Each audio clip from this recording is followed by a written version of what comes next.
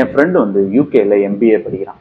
அவங்க யூனிவர்சிட்டியில் வந்து அவனுக்கு ஒரு ப்ராஜெக்ட் கொடுத்தாங்க. ஹாஃப் அன் ஹவரில் ஒரு ப்ராடக்டை நீங்கள் ரெடி பண்ணி கொண்டு வந்துட்டு அதை செல் பண்ணுறதுக்கான பிளானை சொல்லணும் அப்படிங்கிறது தான் ஒரு சின்ன ப்ராஜெக்ட் மாதிரி கொடுத்துருங்க.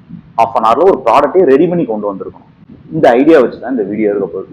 நீங்களும் ஹாஃப் அன் ஹவரில் ஒரு ப்ராடக்டை ரெடி பண்ணி கொண்டு வந்துருக்கணும்னா என்ன ப்ராடக்டை ரெடி பண்ணி உங்களால் ஹாஃப் அன் ஹவருக்குள்ளே கொண்டு வர முடியுங்கிறத கமெண்ட்டில் சொல்லுங்கள். இந்த வீடியோ பெருசாக ஃபேன்சியான எடிட் எதுவுமே இருக்காது. ஒரு ஜென்ரலாக என்னோட ஒரு கன்சர்ன் பிஸ்னஸை பற்றினதை நான் ஷேர் பண்ணுற ஒரு வீடியோ தான். எல்லா வீடியோலையும் இருக்கிற மாதிரி விஷன் போர்ட், இந்த 7 பாயிண்ட்டை தான் நான் ஃபாலோ பண்ண போகிறேன். விஷன் போர்டில் ஃபர்ஸ்ட் ஒன் வந்து வாட் ப்ராடக்ட், என்ன ப்ராடக்ட்னு நம்ம சூஸ் பண்ணணும். என்ன ப்ராடக்ட்னு சூஸ் பண்ணும்போது அவர் ஹாஃப் அன் ஹவர் டைமில் ஒரு ப்ராடக்ட்டை கரெக்டாக கொண்டு வரணும். அதே நேரத்தில் நல்ல ப்ராஃபிட்டாக இருக்கணும், சீக்கிரமும் செல் ஆகிற ஒரு ப்ராடக்டாக இருந்தால் தான் என்னால் அந்த காம்படிஷனில் ஜெயிக்க முடியும். அப்போ எனக்கு கிடைச்ச ஒரு ஐடியா தான் ஒரு போஸ்டர் பிராண்ட் ஆரம்பிச்சாயிருக்கு. ஏன்னா நான் நிறைய வீடியோஸ் பார்த்துருக்கேன், சில ட்ரெண்டிங்கான போஸ்டர் டிசைன்ஸ் வந்து நல்லா செல்லாகிறதையும் பார்த்துருக்கேன்.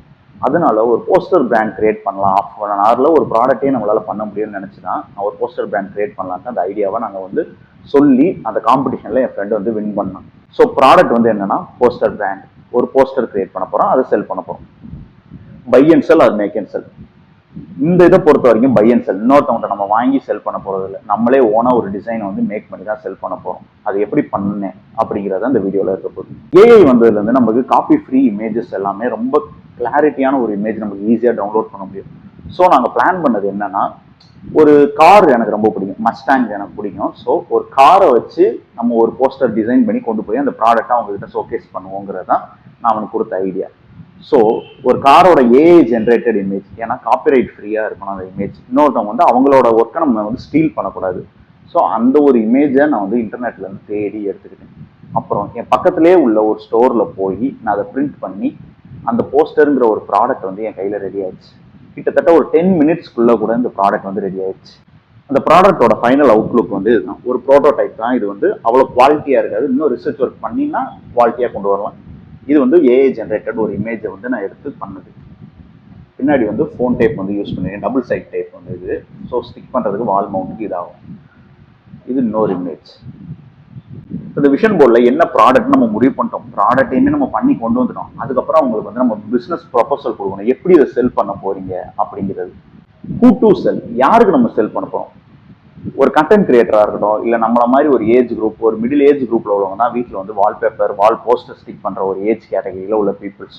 ஸோ என்னோட டார்கெட்டட் ஆடியன்ஸ் வந்து அவங்க தான், ஒரு அடல்ட்டாக இருக்கிறவங்க தான் என்னோட டார்கெட் ஆடியன்ஸ். அவங்களுக்கு ஏற்ற மாதிரி ஒரு அட்ராக்டிவான இமேஜஸாக நான் வந்து செலக்ட் பண்ணி எடுத்தேன்னா எனக்கு நல்ல சேல்ஸ் இருக்க முடியும். ஹவு டு செல், எப்படி இதை நான் செல் பண்ண போகிறேன்னு அவங்களுக்கு எக்ஸ்பிளைன் பண்ணணும். நான் யூஸ் பண்ணுற பிளாட்ஃபார்ம் வந்து ஷாப்பிஃபைல ஒரு வெப்சைட் கிரியேட் பண்ணி இதை வந்து நான் லிஸ்ட் பண்ண போகிறேன். அதுக்கப்புறம் பேக்கேஜிங் அண்ட் ஷிப்பிங். இது ஒரு போஸ்டர்னால எனக்கு பேக்கேஜிங்க்கு ரொம்ப காஸ்ட் இருக்காது. பட் ஆனால் என்னன்னா அது கசங்காம போகணும், அந்த ஒரு விஷயத்துல மட்டும் நான் தெளிவாக இருக்கணும். ஸோ பேக்கேஜிங் வந்து இந்த பிஸ்னஸ் ஸ்டார்ட் பண்ணுறவங்க கரெக்டான விதத்தில் ஒரு அட்ராக்டிவான ஒரு பேக்கேஜிங், அதுவும் சேஃபாக அந்த போஸ்டர் வந்து போகிற மாதிரி ஒரு பேக்கேஜிங் பண்ணலாம். 6th பாயிண்ட் வந்து அட்வர்டைஸ்மெண்ட்.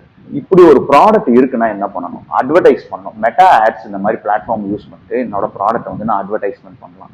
ஸோ இந்த மாதிரி அட்வர்டைஸ்மெண்ட் பண்ணுறதுனால என் ப்ராடக்ட் அட்ராக்டிவான இமேஜ் இருந்துச்சு. எக்ஸாம்பிளுக்கு நான் ரெஃபரன்ஸ் வீடியோ போடுறேன், இந்த பிராண்டை நீங்கள் ரெஃபரன்ஸ்க்கு எடுப்போம், இவங்க வந்து நல்லா பெர்ஃபார்ம் பண்ணுறாங்க இந்த போஸ்டருங்கிற ஒரு டிசைன் இந்த ஒரு பிஸ்னஸ் கேட்டகரியில்.